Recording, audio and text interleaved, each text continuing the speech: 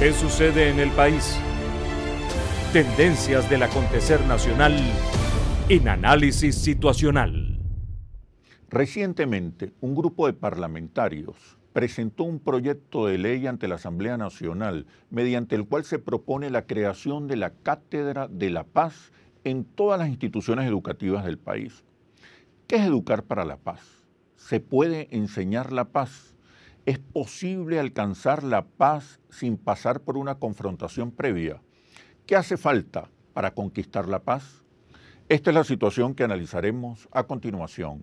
Soy Oscar Chemmel y les doy la bienvenida a este nuevo análisis situacional.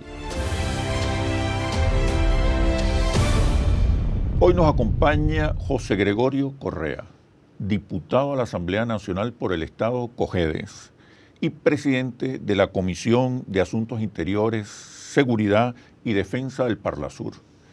Bienvenido, José Gregorio. ¿Cómo Gracias, estás? Oscar. Bien, gracias. Un placer estar aquí. ¿Por qué una cátedra de la paz? ¿Por qué enseñar para la paz? Porque tienes que enseñar a amar. Nadie aprende odiando. Mandela lo dice muy bien, lo decía muy bien en cada una de sus intervenciones. Nadie aprende a odiar. A uno lo enseñan a odiar. Te enseñan a odiar con conducta, con modelaje. Entonces yo creo que es necesario que también te enseñen al niño a amar. Y esta educación tiene que venir desde el primer momento en la escuela, desde la casa. Desde el mismo momento en que la madre tiene al niño al momento de su nacimiento, lo está enseñando a amar. Y con el correr del tiempo es que tú aprendes a odiar, aprendes a no hacerlo bien, aprendes que la confrontación te hace que te haga violencia. Bueno, esa violencia tienes que justamente la Asamblea Nacional, a través inclusive del diputado Freddy Paz, que es quien tiene esta iniciativa y ha tenido esta acertada iniciativa de presentar una cátedra para la paz, ha ido haciendo. Pero hoy se impone más tanto la paz en esa educación de los recintos escolares como la paz de nosotros en la sociedad. Pero te iba a preguntar, ¿no es hoy más urgente y necesario una cátedra de la paz paz para los adultos? Para los adultos, para nos los líderes. Es muy necesario, nos es muy necesario. Y yo creo que tenemos un rector en eso en la actualidad que nos ha tratado de enseñar, que es San Juan Pablo II con su modelaje, con su enseñanza, y hoy Francisco. Y el mismo Ratzinger, en su momento Benedicto XVI también nos habló de paz. Yo creo que esta semana que ha sido tan interesante en materia de diálogo, conversaciones, entendimiento y confrontación. Pero esa es la que yo no quiero mencionar y la quiero excluir, porque es que no podemos vivir de la violencia. Porque al fin y al cabo, ¿qué es lo que somos? Somos venezolanos, no somos de oposición, no somos de gobierno. ¿Qué es esto? Esto es una cosa transitoria. Bien, mucha razón tenía el Papa Francisco cuando dice que las ideologías terminan a veces dañando a las sociedades. Porque estas llamadas ideologías o falsas ideologías, que si derecha o izquierda, nos dañan. La confrontación ideológica, que es necesaria. Pero es que una cosa es pensar distinto en la confrontación ideológica y otra cosa es pasar a la agresión física, a la agresión verbal. Yo no quiero que tú pienses por mí, yo no quiero pensar por ti. Decía un amigo mío, Ramón Guillermo Aveledo, que cuando dos personas piensan iguales, una de las dos está pensando por ella, y tú me decías, una de ellas no está pensando. Eso completa la oración. Yo no quiero que tú pienses como yo, y yo quiero que tú pienses como yo, quiero que tú tengas tus propios criterios, pero que eso no nos lleve a la confrontación, que nos lleve a tener paz, que es lo que tanta falta nos hace ahorita en Venezuela. Los adultos, ¿cómo enseñar la paz a los adultos? Bueno, ha sido tan difícil que fíjate que hemos tenido que tener intermediación de expresidentes de la República, hemos tenido que tener la intermediación de la Iglesia, porque no hemos sido capaces, Oscar, de sentarnos a conversar. Hemos ayudado en Colombia a que los colombianos se sienten a conversar con 250.000 muertos por una de las partes, donde todavía no sabemos dónde están algunos cadáveres seguros que reposan. Y ayudamos a recorrer y los colombianos se lograron dar la paz. ¿Tú te imaginas eso, que el presidente de la República logró darle la paz al jefe de la guerrilla, darle la mano al jefe de la guerrilla, y que nosotros aquí lo que hacemos es darnos insultos, que lo que hacen es zanjar el corazón, zanja y crea más heridas que no nos lleva a la reconciliación? Yo creo que una cátedra de paz tiene que ser para niños y para adultos. ¿Cómo se implementaría esta cátedra de la paz? ¿Cómo se gestiona? ¿Cómo se Desde el primer momento, desde la escuela. Pero la respuesta, por favor, cuando regresemos a los comerciales. Ya venimos. ¿Qué sucede en el país? Tendencias del acontecer nacional en análisis situacional. ¿Qué sucede en el país?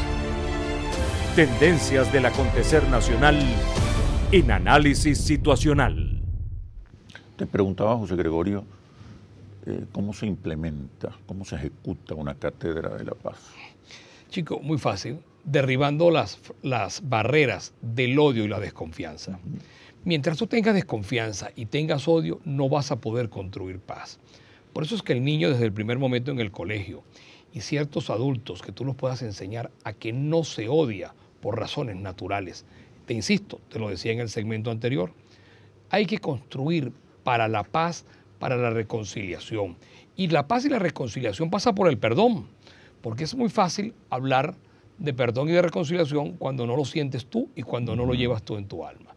Mandela lo señala muy bien. Y por cierto, te digo una cosa, Oscar, yo insisto mucho en Mandela, porque Mandela estuvo 27 años preso por el color de su piel.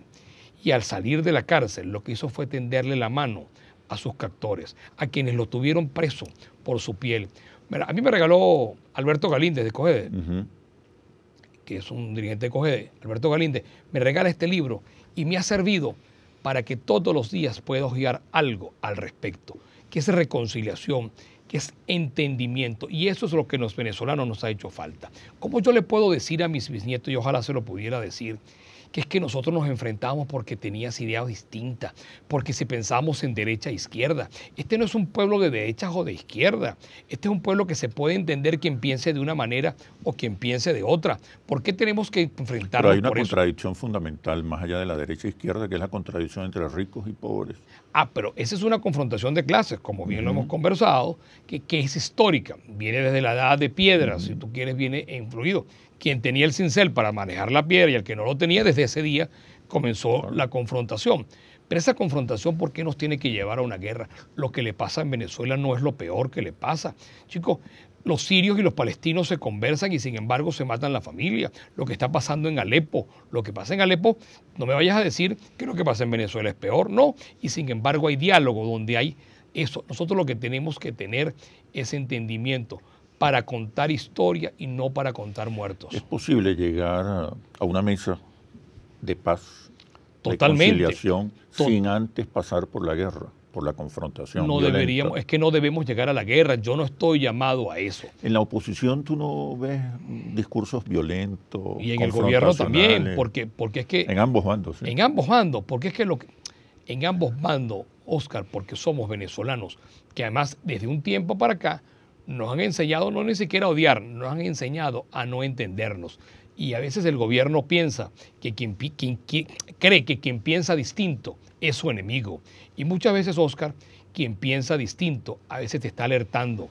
Cuando alguien te aplaude, a rabiar, desconfía y duda porque algo seguro no estás haciendo bien. La adulancia que siente a veces el círculo y el poder del gobierno que gobierna y del gobierno de la oposición. Esos aplausos y esa adulancia a veces no son buenos.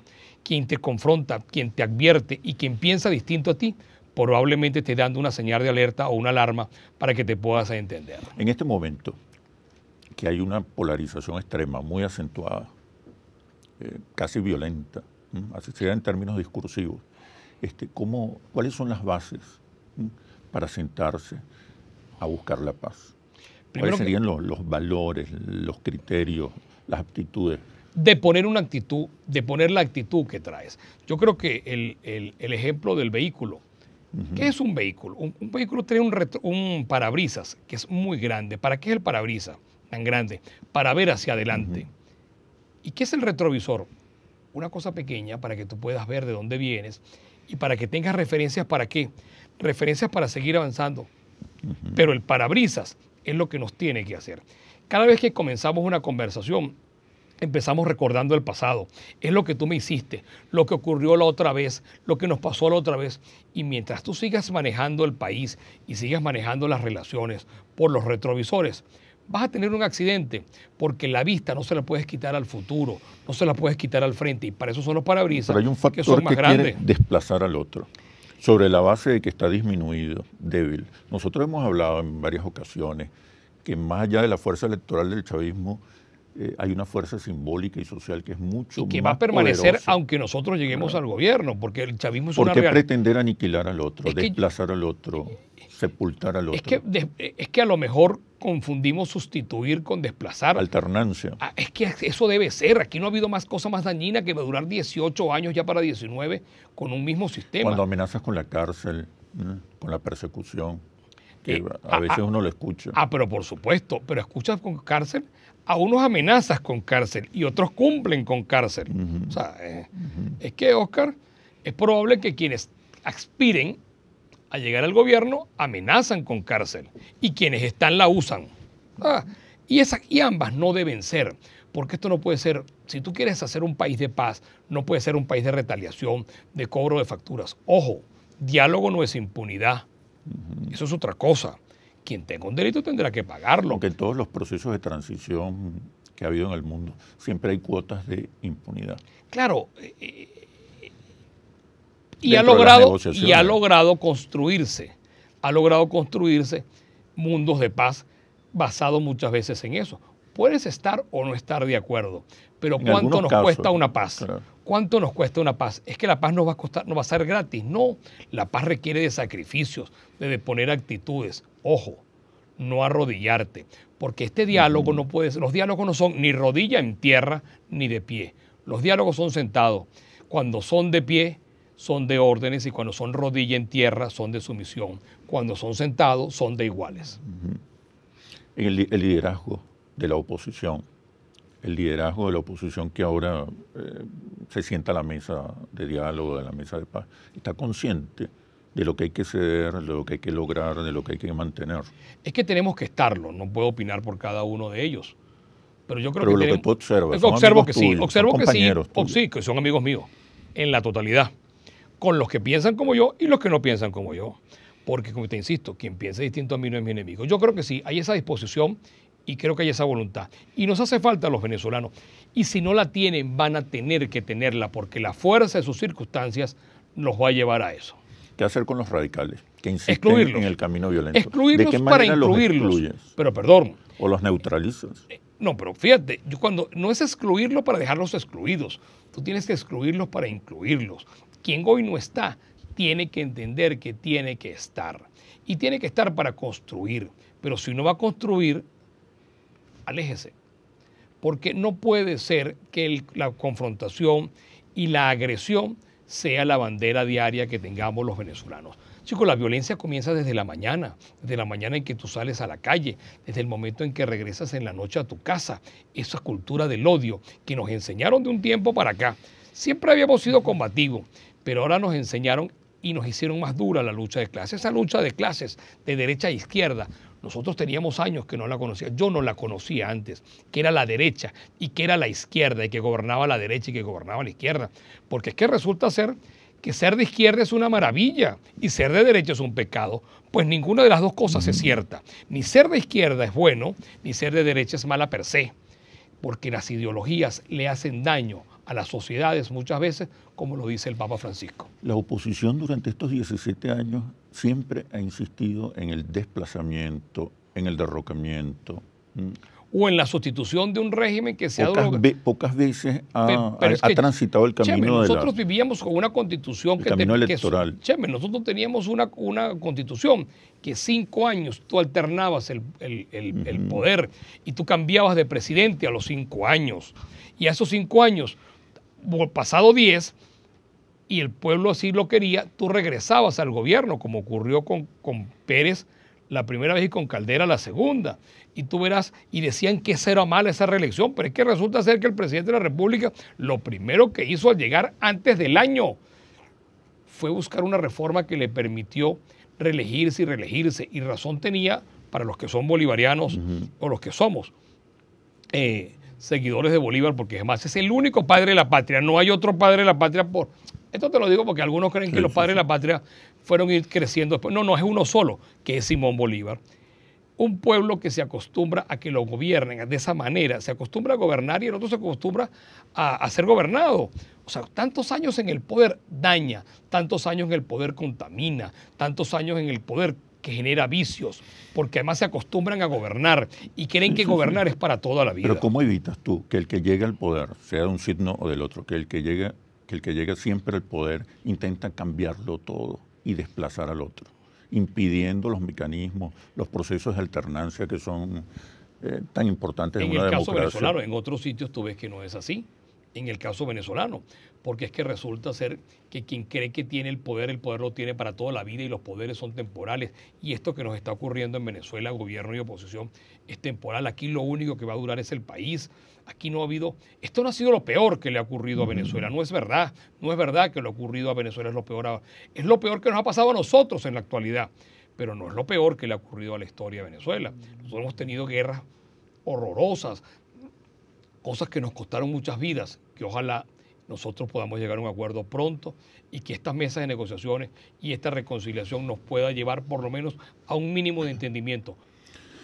Quiero que me responda cuando regresemos a los comerciales, ¿qué posibilidades reales hay de que la oposición y el chavismo se encuentren y acuerden un modelo, una visión compartida de país y de sociedad? Por lo menos una visión básica de lo que debe ser el país y nuestra sociedad. Ya regresamos. ¿Qué sucede en el país? Tendencias del acontecer nacional en análisis situacional. ¿Qué sucede en el país? Tendencias del acontecer nacional en análisis situacional. José Gregorio, ¿es posible ponernos de acuerdo sobre una visión compartida de país y de sociedad? Pero ¿y por qué no habríamos de ponernos de acuerdo? ¿Qué es chavismo? Chavismo es una, llámalo ideología porque no quiero pisarle callos a nadie. Una propuesta. Una propuesta de un señor una visión de país. Que tenía una visión de país y que mucha gente creyó en esa esperanza, se sintió identificada y aún lo sigue siendo. Porque es que además todavía el gobierno vive de ese capital. El capital vive del chavismo, no vive del madurismo. Algún significado tendrá para la gente. Pero tiene que tenerlo y yo respeto a quien cree en Chávez, yo lo respeto. Porque por el hecho que yo no creo en Chávez, yo hice todo lo posible para que Chávez no fuera presidente. Dejé el pellejo en la calle para que Chávez no fuera presidente.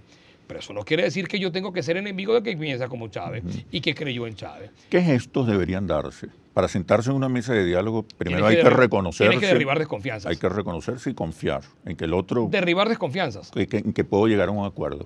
Pero tiene que haber gestos para generar esa confianza. ¿Cuál crees tú que serían los gestos fundamentales que en este mismo momento debería cada una de las partes y yo creo que manifestar? Por parte del gobierno, yo creo que tiene que entender que no puede seguir secuestrando y no puede seguir haciendo de las instituciones públicas unos ministerios a su cargo.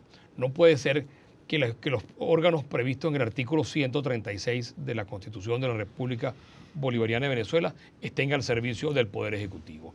Y yo creo que nosotros tenemos que sentarnos por parte de la oposición a ver cómo logramos. Había una figura...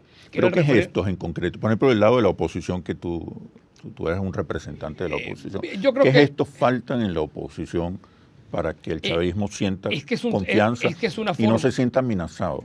Bueno, es que nosotros no podemos llegar al gobierno, Oscar, y una de las cosas, yo aspiro que nosotros lleguemos al gobierno, porque esto es insoportable. Un modelo de gobierno como este, un modelo económico como este, es insoportable. Y nosotros somos una alternativa de gobierno. Pero nosotros no podemos llegar al gobierno con la retaliación. Yo no estaría jugando en esa. A la confrontación y a la venganza y a la persecución. En tu opinión, al chavismo habría que respetarle sus espacios. Es que tienes que respetar a quien piensa distinto a ti. Una cosa es respetar y otra cosa es impunidad. Porque tú por ser chavista, eso no es un delito ser chavista, y ser de oposición tampoco es un delito. Y hay sectores de ambas partes que creen que ser de un sector o ser del otro es un delito. Y eso no es verdad. No es verdad que quien piense distinto a mí es un delincuente. Voltaire decía, no estoy de acuerdo con lo que dices, pero daría mi vida por tu derecho a decirlo. Entonces, ¿por qué yo no puedo dejar que tú pienses distinto? ¿Por qué yo nunca pude estar con el presidente Chávez? Porque es que ellos creían que pensar distinto era un delito y pensar distinto era su enemigo.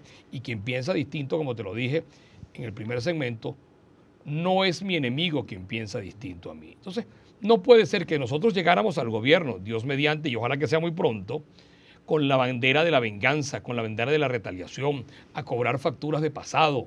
No puedes cobrar facturas de pasado, tú puedes establecer responsabilidades, pero tú no puedes cobrar afectos porque hayan pensado distinto. Un gesto de la oposición no sería abandonar la opción del referendo revocatorio y medirse en elecciones regionales, municipales y luego las presidenciales.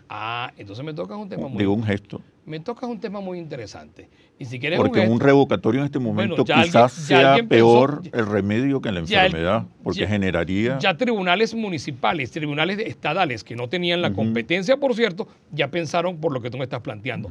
No, es que tú no puedes deponer. Pero ¿y por qué no va el referéndum revocatorio? Este es un gobierno, Oscar, que se ufana de haber hecho 19 elecciones. ¿Y por qué ha costado tanto la 20? No añade eso mayor inestabilidad. Pues eso le puede tocar a la oposición si llegase a ser gobierno. Pero es que esa figura la pusieron ellos. Yo no estuve de acuerdo. Vamos a otro tema. ¿Tú no estás de acuerdo? Okay. No, yo no estaba de acuerdo con esta constitución. Hice todo lo posible para que no sea No estabas de acuerdo con el revocatorio. No, yo sí estaba de acuerdo con el revocatorio, porque es una figura constitucional y está ahí. Y tenía que haberse cumplido. Y debimos haber ido porque era una figura que estaba planteada allí. Y así como las elecciones de gobernadores tenían que ser este año y debieron haber sido este año porque son constitucionales. Yo lo que no quiero es que me violen la Constitución y que yo no quiero que me digan es que dentro de la Constitución toda, fuera de la Constitución nada. ¿Y cómo si las elecciones de gobernadores estaban en la Constitución no la hiciste? ¿Y cómo si el referéndum revocatorio estaba no hay que respetar las decisiones de los tribunales? Son decisiones que de alguna manera tienen alguna lógica pero jurídica. Muy bien, hay que respetar las decisiones de los tribunales siempre y cuando sean competentes por la materia y por el territorio. Y un tribunal penal no es competente ni por el territorio ni por la materia en materia electoral. Bueno, José Gregorio, muchísimas gracias por este análisis situacional. Oye, el gusto ha sido mucho y de verdad que es un placer. Y ahora las conclusiones. La paz y la reconciliación pasan por el diálogo y el perdón, pero no hay paz sin justicia, sin inclusión social y sin participación. La paz tampoco significa abandonar las posiciones ideológicas y políticas. Por el contrario, la paz forma parte de los nuevos relatos hegemónicos. Es uno de los símbolos de esta crisis. Tanto el chavismo como la oposición tienen hoy la oportunidad de incluir la paz en la lista de sus banderas y de sus narrativas para ganar el respaldo de las mayorías. Así culmina este análisis situacional. Los invito a seguirnos por nuestras redes sociales @interlaces y @asituacional o visite nuestro portal interlaces.com. Soy Oscar Chemmel y los espero en un próximo análisis situacional. Hasta pronto. ¿Qué sucede en el país? Tendencias del acontecer nacional en Análisis Situacional.